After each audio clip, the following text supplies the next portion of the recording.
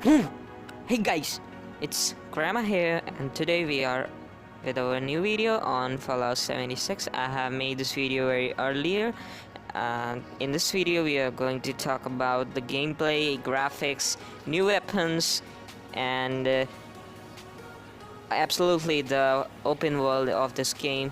Hope you guys like the video and watch until end. Thank you. Is gonna make a lot of people go, whoa, this is a lot different from your standard Fallout game, and I agree. I've played since Fallout 2 all the way up to Fallout 4 now, and every single game has been single player. Until now. Fallout is going into a multiplayer experience, and it's going into a method of multiplayer that I'm really interested about, and honestly sounds awesome. First off, this game is set the earliest of any Fallout game so far, of any Fallout knowledge so far. This is going to be the earliest setting after the bombs fell. This is going to be only 25 years after the bombs fell, which was like 2077 or something like that, so we're in the early 2100s, I believe. When you emerge out of Vault 76, you're greeted with an entirely new rendering system, new lighting, and landscape technology. Apparently the landscape itself is going to have 16 times the detail. I don't know exactly what that means. I bet it's going to have more foliage, more clutter. I'm also guessing that the view distance is going to be much farther as well, as this is going to be a multiplayer game. You're going to have to be able to scout people out at farther distances, and it's going to have more combat sort of approach to the overall rendering of the game. And so when it's a multiplayer experience, it's a little bit different than having enemies just spawn in, 100 or 200 yards away from you, and having nothing past that. You're going to have an open world where people might be miles away. Apparently the map size is considerably larger than Fallout 4. Some people are saying 2 to 4 times the size of Fallout 4's map, as well as you are going to also have server-side distant weather systems visible. So let's say the neighbors up in the northeast are having some big heavy storm happening. If you're in the southwest and you're in clear daylight, you're going to be able to see that storm happening to the northeast. Kind of sounds like a Sea of Thieves sort of thing. Fallout 76 is going to be entirely online, and again, the single player is optional. If you want to play it solo, you can. You can play and finish and progress through the entire game, and as well as if you progress in single player, you'll also be progressing in multiplayer, so it's seamless. If you go from single player to multiplayer, you'll have the same gear, the same weapons, the same progression, the same level, etc. Nothing is lost by playing single player, which is nice. If you want to play the game without some salty punks wrecking your base or something, then you can do so. What Todd Howard said is that the game is softcore survival. What I'm guessing that means is that Fallout 76 is not going to be like Rust, where you start out naked on a beach with a rock and that's all you have to build yourself up. You're going to probably start this game with some basic supplies, as well as food and water are most likely not going to be a necessity. It's most likely going to play like standard Fallout gameplay, where food and water aren't necessary for you to live, but they do, let's say, add to your health if your health is low. How many wheels of cheese do I have left? 473. Okay, I eat all the cheese. I eat all of the cheese. I mean, just think of playing a Fallout game, but also making it where you have to be on your toes at all times because other players are also in the area. This would make it a lot more realistic and a lot more immersive.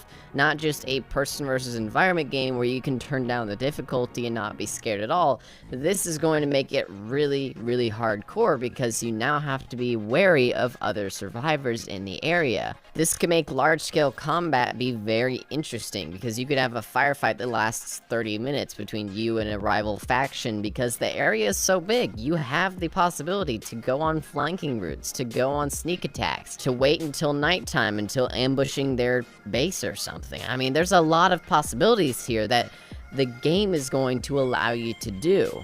Apparently there's dozens of players and servers, and those servers are going to be dedicated, so it's not peer-to-peer. You're going to be working off of a server that should have pretty good networking. I'm guessing it's going to be pretty easy to do this as well, because I am most definitely guessing that the servers will be maximum maybe 24, maybe 32 players. I mean, Todd Howard said in every server will be dozens of players, so we don't really know how much that means. I'm gonna guess 24, because that would mean that 6 groups of 4 players could be playing in one match at a time. And additionally, what's very interesting is that this entire area has very few rules that the players have to abide by. You can hop in the game with your squad and do whatever you want. It's almost like a Sea of Thieves sort of thing, but with content instead.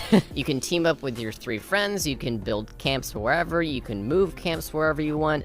The environment, aka like the animals and enemies that are in the environment, can come and attack your camp and destroy objects in your camp. There'll be quests to do, and usually with the Fallout games, quests are pretty good at making themselves complex and not, repetitive and such. As well as one big player scenario on the map is that there are multiple nuclear missiles all over the locations on the map. So if you gain the codes hidden in the map, you might have to team up with other players though, but you might be able to get a nuke activated and be able to send it wherever you want on the entire map. So let's say there's a bandit gang that's just destroying everybody, running around, making a mess, and you know where their home base is. You follow them back to their base, you've scouted them out, you know where they live. Well, you can drop a nuke on any point in the map. After you drop nukes on certain points in the map, that area will become a Fallout zone, and you can go and get high-grade materials inside that zone. Oh my gosh, it just sounds so good. It's almost like a AAA game company is going into a large-scale survival scenario, but also they have the lore and the core game experience to back it up. I mean, I can just imagine the mechanics that are going on in the background, like power armor usage and how that's going to work in PvP multiplayer. Isn't that going to be sweet? If they've got VoIP in the game so that you can talk to other people directly without having to type or just do emotes and such, that's going to be extremely cool as well. Being able to communicate with other players, being able to team up with them to fight maybe a bigger group of players, being able to hear gunshots in the distance like DayZ sort of style. I honestly think that is one of the most intriguing sort of game types out there, when you're in an open world area and you don't know where the other players are, and you know that people are scouting out and scouring places and looting and gaining supplies and gaining power in certain areas, and you just don't know where they are. Eventually you find a certain player or you find their base and you go, wow, they've been here the whole time, and then you're able to focus your forces to attack them or either befriend them if you have another enemy force you want to go kill.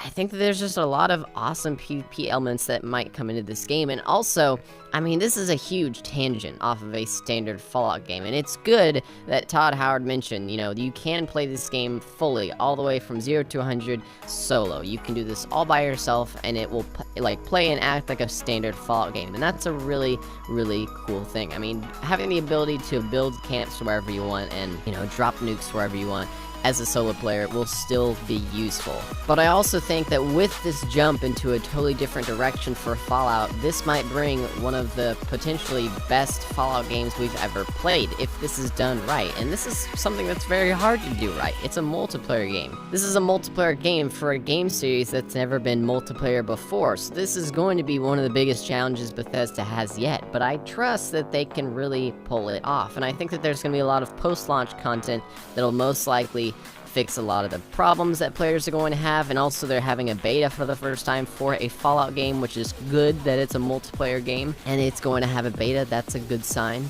I really do think that people shouldn't underestimate this game because, again, I just have a good feeling about it. I really do think that this is a great idea for the Fallout franchise, and I'm really excited to see where it goes. Well, alrighty guys, that'll be the video for today. Hopefully you enjoyed it. I'll be covering a little bit more of this game as more info comes out, and also when the beta comes out, we'll definitely try to hop on as fast as we can to getting as much footage out for you guys as possible. I'm definitely really excited to see where this goes. I'll see you guys in the next